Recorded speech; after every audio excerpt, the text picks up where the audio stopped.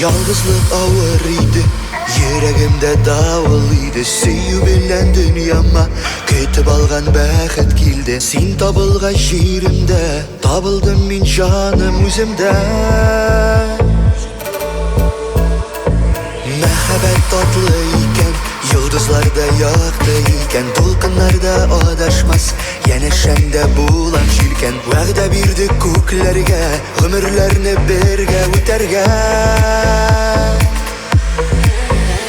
Siyem sine, kapkınına elektirdim minne. Hayretin var iken üstüne, yanına baram. Siyem sine, hayallarım şunda açtım inne. Мәңгілікке яратырға сені, yanında қалам.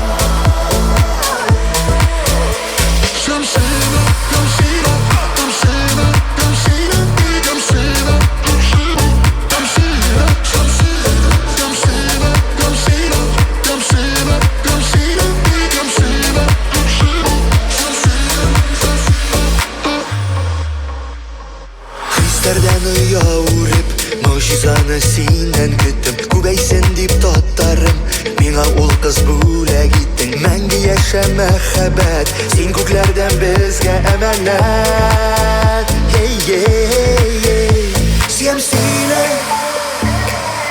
kapkınına elektirdim minne. Hayretin var iken üstüne,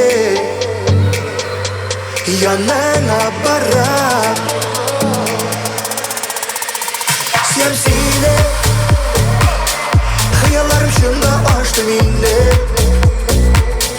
Мәңгілікке яратырға сені, yanında balam.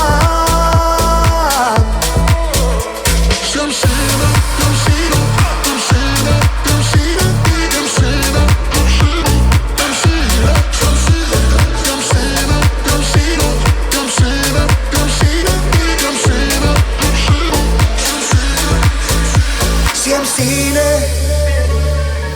kapkınına elektirdim minne. Her yürektin var iken üstüne, yanına baram.